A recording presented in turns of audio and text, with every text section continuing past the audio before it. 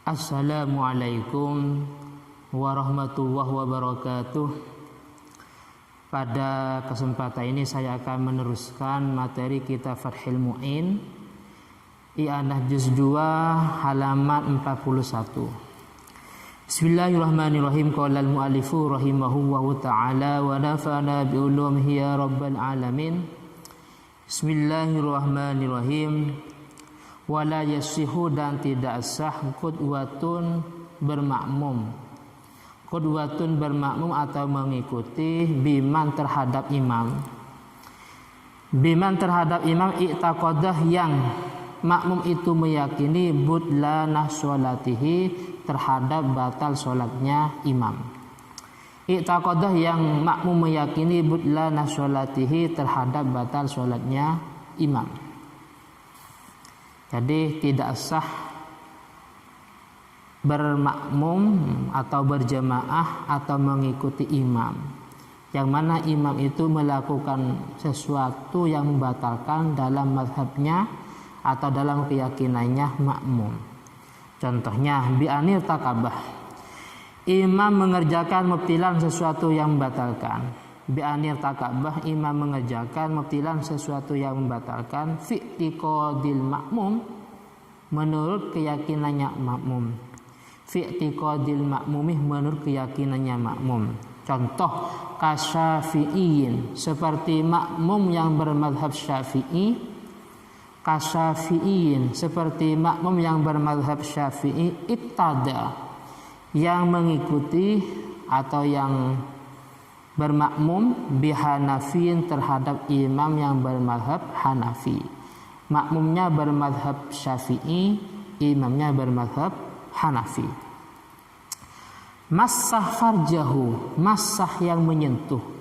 Imam tadi massah menyentuh farjahu, kelaminnya. Menyentuh kelamin ini dalam mazhab Syafi'i termasuk membatalkan sholat. Kenapa? Karena termasuk membatalkan wudhu. Tapi menyentuh kelamin dalam mazhab Hanafi tidak sampai membatalkan sholat atau tidak sampai membatalkan wudhu. Dunama, bukan masalah idaftasodah, jika imam itu membekam. Kenapa? Dikarenakan nadzoron, karena memandang, atau yang menjadi acuannya itu li'tiqadil muqtadi, keyakinannya makmum.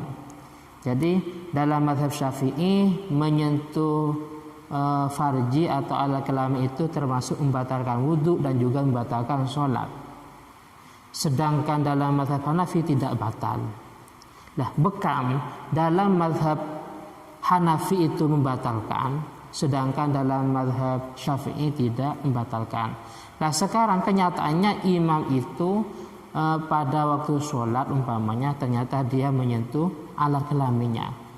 Yang jelas tidak pakai hail maksudnya, langsung menyentuh. Maka ini karena keyakinannya itu dalam mazhab Syafi'i termasuk membatalkan sholat, maka dia tidak boleh mengikuti atau berjamaah kepada imam yang bermazhab Hanafi tadi. Dikarenakan li'annal imama, karena sesungguhnya imam yang sampai menyentuh alat kelamin tadi itu muhdis. Dia hadas indahu, menurut pandangannya mazhab Syafi'i, atau indahu menurut makmum tadi. Hadas bil masih, dengan sebab menyentuh. Dunal fasdi, bukan masalah bekam. Karena bekam itu dalam mazhab Syafi'i, dalam makmum tadi yang bermazhab Syafi'i tidak sampai membatalkan.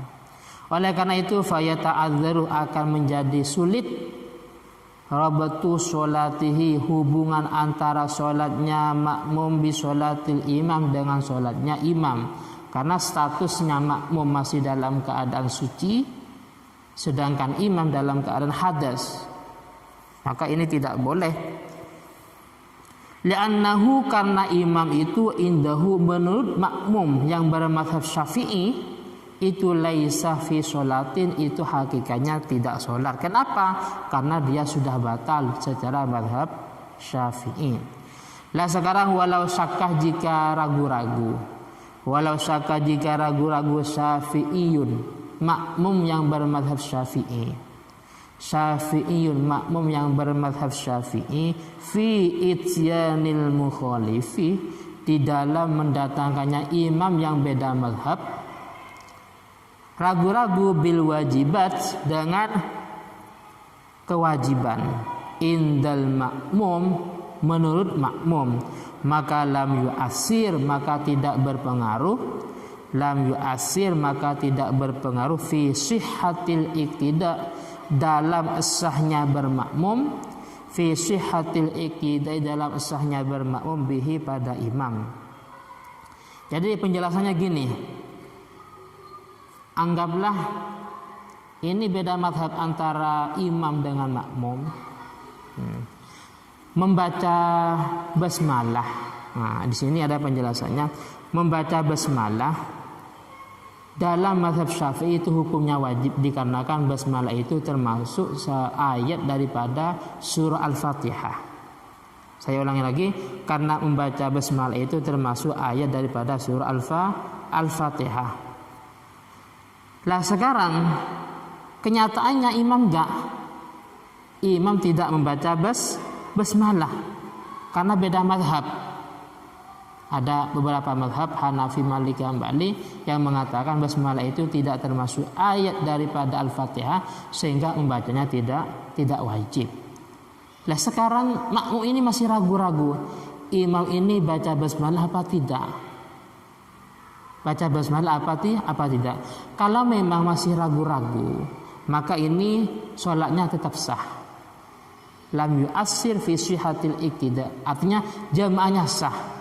Makmum yang bermadzhab Syafi'i diperkenankan berjamaah pada imam tadi dan mendapat fadilahnya berjamaah. Tapi kalau sudah jelas dan yakin bahwa imamnya tidak membaca basmalah, maka di sini sholat jamaahnya tidak sah. Di sini dijelaskan, idza tayaqqana tarkahu, kalau makmum itu meyakini bahwa imam meninggalkan kewajiban, tarkahu, meninggalkannya imam libadil wajibat, contohnya kal basmalah, seperti basmalah, maka ini berpengaruh. Kalau makmum sudah yakin, oh imam ini kok nggak baca basmalah, lah ini berpengaruh kepada sahnya sholat berjamaah, sehingga dia dianggap sholat munfarid atau sendirian. Lah kenapa kalau ragu-ragu kok masih dianggap sholat berjamaah? Dikarenakan tahsinan, karena memperbaiki lidzon, terhadap praduga atau sangkaan bihi, pada imam tadi. Karena belum jelas imam itu meninggalkan basmalah apa tidak, maka di sini sah-sah saja jamaahnya karena husnudzon. Karena husnudzon fi tawakkil khilafi, dalam menjaga perbedaan. Oleh karena itu fala yaduruh, maka tidak bahaya ada mu'tiqadihi, yaitu tidak meyakininya imam yang beda mazhab lil al-wujubah, terhadap kewajiban. Fala yadurruh, maka tidak bahaya ada mu'tiqadi, tidak meyakininya imam yang beda mazhab al-wujubah, terhadap kewajibannya. Karena di sini masih belum jelas apakah meninggalkan apa tidak. Tapi kalau sudah jelas atau meyakini bahwa imamnya itu meninggalkan kewajiban, maka di situ berpengaruh kepada sahnya sholat berjamaah. Mungkin ini yang bisa saya sampaikan.